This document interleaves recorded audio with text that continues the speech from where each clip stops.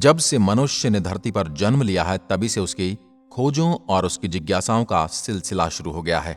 उसने आग की खोज से लेकर परमाणु बम तक बना लिए हैं। उसने पहाड़ों की जड़ी बूटियों से लेकर समुद्र सीप तक की खोज कर ली है। यहां तक कि जमीन खोदकर उसने खनिज निकालने शुरू कर दिए हैं। जमीन खोदकर पानी कैसे निकाला जाता है उसकी इसने खोज कर ली है। यह सब कुछ उसकी जिज्ञासा के वश ही शुरू हुआ है। मसलन धरती के भीतर क्या है, क्या पेड़ पौधों में भी जीवन होता है, और पेड़ पौधों से हमें क्या क्या लाभ हो सकते हैं। समुद्र की गहराई में चले जाएं तो हमें क्या मिलेगा, और आसमान में अगर हम बहुत ऊपर चले जाएं तो हमें क्या मिलेगा। यही वो प्रश्न है जो मनुष्य की जिज्ञासा को दर्शाते हैं, और मनुष्य इन प्रश्नों के उत्तर खोजने में दिन रात लगा रहता है। और करोड़ों अरबों सालों से मनुष्य इस खोज में लगा हुआ है। ऐसे कितने ही प्रश्न मन में आए होंगे जिनके उत्तर मानव ने अभी तक खोज लिए हैं, और कुछ को खोजना भी बाकी है। इन्हीं प्रयासों के बीच नासा ने अपने वाइजर मिशन अंतरिक्ष में भेजकर धरती को कुछ संदेश भेजे हैं। आइए जानते हैं नासा ने ऐसा क्यों किया। प्रश्न तो जिज्ञासा का स्वरूप है। आपने देखा भी होगा, आपने सुना भी होगा कि भगवान कृष्ण से अर्जुन कितने सवाल करते हैं, जो कि आज हमें एक गीता उपदेश के रूप में मिलती है। जब मनुष्य ने धरती के अधिकांश रहस्यों को जान लिया तो वह उठकर आसमान की ओर चल पड़ा। उसकी जिज्ञासाओं ने उसे आसमान की ओर प्रेरित किया। हमने जानने की कोशिश की कि चांद कैसा दिखता होगा, क्या और भी कोई ग्रह होगा जहां पर हम जैसे लोग रहते होंगे। शनि, बृहस्पति और बाकी ग्रहों के बारे में जानने की हमने कोशिश की, और यह भी सोचा कि दूसरे ग्रह पर अगर कोई प्राणी है जिन्हें हम एलियंस कहते हैं तो उन तक संदेश कैसे पहुंचाया जाए। और यह भी सोचा कि यदि दूसरे ग्रह पर कोई प्राणी है तो क्या उन्हें संदेश भेजा जाए, और अगर संदेश वहां तक पहुंचता है तो हमें क्या उत्तर मिलेगा। लेकिन मानव स्वयं किसी स्पेस मशीन में बैठकर कोई संदेश ले जाए, यह तो अभी नामुमकिन है। अब जबकि हमें भारत देश के ही कश्मीर से कन्याकुमारी तक की यात्रा में लंबा वक्त लग जाता है, तो सोचो धरती से आकाश की यात्रा में कितने साल लगेंगे। तो मनुष्य ने एक मानव रहित यंत्र बनाया, उसका नाम रखा वाइजर 1 और वाइजर 2। नमस्कार दोस्तों, मैं आपका दोस्त बजरंग प्रजापति आज आपको एक ऐसे रहस्य के बारे में बताऊंगा जो मंगल ग्रह से जुड़ा है। वाइजर 1 और वाइजर 2 के बारे में तो आप सभी जानते होंगे। साल 1977 में लॉन्च हुए एरियान सोलर सिस्टम में आंखों से न दिखाई देने वाले ग्रहों की स्थिति के बारे में व उनके चंद्रमाओं की लोकेशन के बारे में पूरी दुनिया को बताते हैं। तो चलिए मेरे साथ अंतरिक्ष की इस यात्रा पर, जो आपकी इमेजिनेशन, आपकी कल्पनाओं को हिलाकर रख देगी। ये सफर काफी अद्भुत और रोमांचक होने वाला है, इसलिए आप इस वीडियो को अंत तक जरूर देखें। अब जानते हैं कि वाइजर 1 और वाइजर 2 को क्यों बनाया गया था। इनका उद्देश्य है कि अन्य ग्रहों की तस्वीरें लेकर हम तक पहुंचाएं, ताकि अनुमान लगाया जा सके कि कहां जीवन विकसित हो सकता है। 44 साल पहले 1977 में अगस्त के सितंबर महीने में अमेरिकी space agency NASA, US space agency NASA ने 2 अंतरिक्षयान यानी स्पेसक्राफ्ट धरती से रवाना किए थे, जिनका नाम था वाइजर 1 और वाइजर 2। वाइजर 2 को 20 अगस्त 1977 को अमेरिकी स्पेस सेंटर कैप कनावरल से छोड़ा गया था। वहीं वाइजर 1 को 5 सितंबर 1977 को अंतरिक्ष में भेजा गया था। अब 44 साल बाद ये दोनों अंतरिक्षयान धरती से अरबों किलोमीटर की दूरी पर हैं। वाइजर 1 तो अब हमारे सौर मंडल से भी दूर यानी 23 अरब किलोमीटर की दूरी से भी आगे निकल चुका है। वहीं वाइजर 2 ने दूसरा रास्ता तय करते हुए तकरीबन 19 अरब किलोमीटर से ज्यादा का सफर तय कर लिया है। वाइजर 1 से धरती पर संदेश आने जाने में तकरीबन 38 घंटे लगते हैं, वो भी तब जब ये सिग्नल बहुत ही तेज रफ्तार से चलते हैं। वहीं वाइजर 2 से धरती तक संदेश आने में 30 घंटे लगते हैं। अगर आप ये सोच रहे हैं कि ये दोनों ही इंटरस्टेलर स्पेस में जा चुके हैं तो अब जल्दबाजी कर रहे हैं। नासा ने वाइजर के अलावा भी ऐसे नॉइज प्रोब भेजे हैं जो अब इंटरस्टेलर स्पेस में पहुंच चुके हैं। यह हमसे इतनी दूर है कि इन्हें ट्रेस कर पाना व उनके सिग्नल को लेने के काफी घंटों का इंतजार करना पड़ता है। इनके बारे में जानने से पहले इंटरस्टेलर स्पेस के बारे में जान लेते हैं कि ये क्या है और इसकी सीमा धरती से कितनी दूरी से शुरू होती है। नासा इंटरस्टेलर स्पेस में जाने वाले सिस्टम को ट्रैश वेन से मिलने वाले सिग्नल को कैसे प्राप्त करता है, वो किसकी मदद से हमें सही डेटा भेजता है। नासा के अनुसार यदि कोई भी स्पेसक्राफ्ट या स्पेस प्रो जो धरती और सूर्य के बीच की दूरी है उससे 100 गुना दूरी तय कर लेता है तो अपना पहला कदम इंटरस्टेलर में रख लेता है। हालांकि हम इंटरस्टेलर स्पेस को 2 तारों के बीच का स्पेस कहते हैं। सूर्य और उसके पड़ोसी तारे के बीच में जो स्पेस है उसे कई लोग इंटरस्टेलर स्पेस मानते हैं, पर असल में इंटरस्टेलर स्पेस की शुरुआत तब होती है जब सूर्य की मैग्नेटिक फील्ड उस जगह पर असर नहीं करती और ठंडे पार्टिकल्स आपके स्पेस के आसपास बढ़ जाते हैं। इसे हेलियोपोस भी कहते हैं।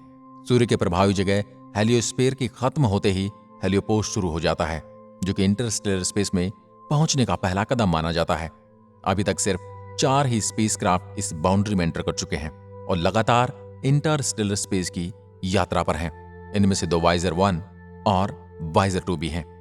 दिलचस्प बात यह है कि जब 44 साल बाद भी दोनों अंतरिक्षयान बराबर काम कर रहे हैं और इंसानियत तक ब्रह्मांड के तमाम राज पहुंचा रहे हैं।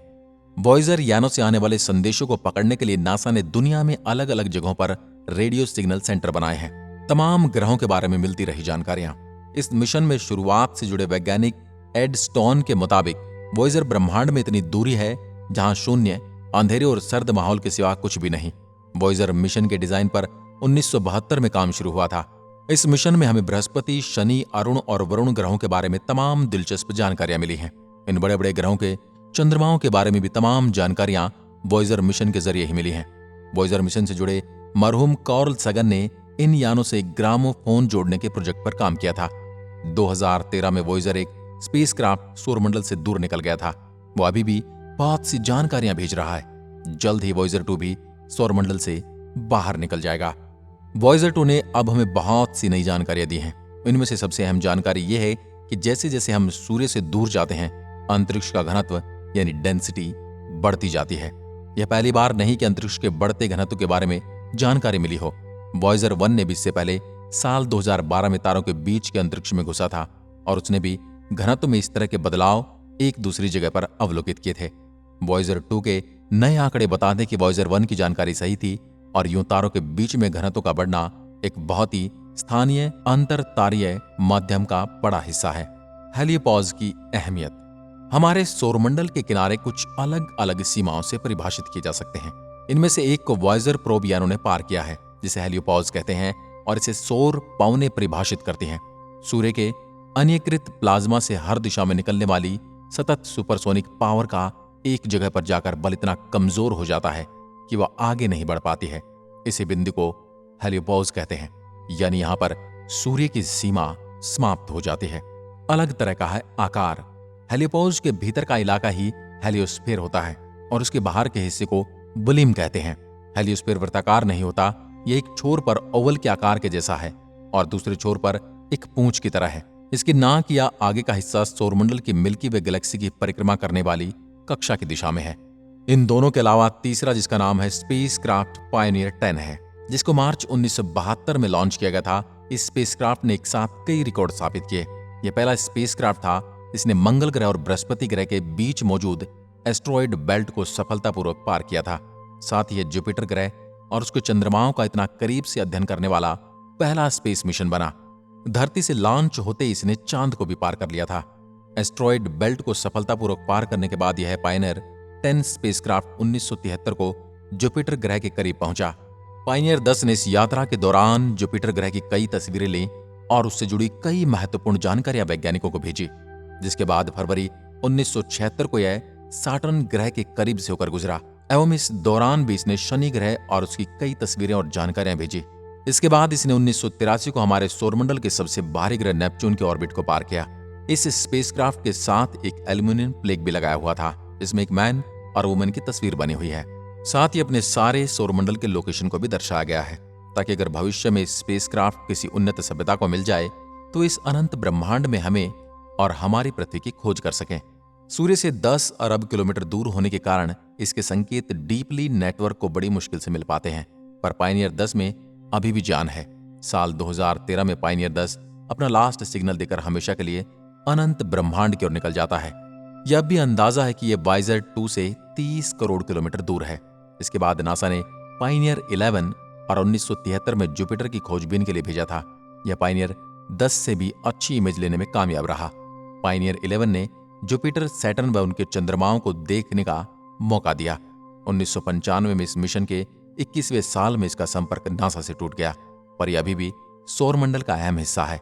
इस समय धरती से 17 अरब किलोमीटर की दूरी पर है और लगातार 11 किलोमीटर प्रति घंटा की स्पीड से हमसे दूर जा रहा है। इन सब के अलावा भी एक ऐसा प्रोब है जिसे केवल 15 साल पहले लॉन्च किया गया था।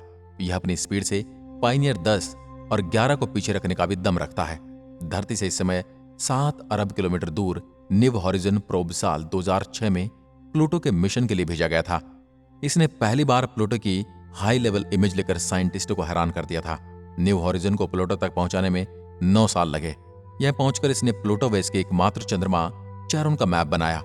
अब नासा का अंतरिक्षयान कुइपर बेल्ट के एक बर्फ के पहाड़ अल्टीमा थ्यूल के आसपास पहुंचने वाला है। यह लगभग 1 दशक में घूमकर वहां पाए जाने वाले जमे हुए धूमकेतु और चट्टानों का अध्ययन करेगा। पृथ्वी से 760 करोड़ किलोमीटर दूर लगातार 14 किलोमीटर पर सेकंड की स्पीड से इंटरस्टेलर स्पेस की ओर बढ़ रहा है। वैज्ञानिक मानते कि जिस गति से यह चल रहा है उस गति से साल 1938 में सूर्य के हेलिस्फीयर को पार करके इंटरस्टेलर स्पेस में पहुंच जाएगा।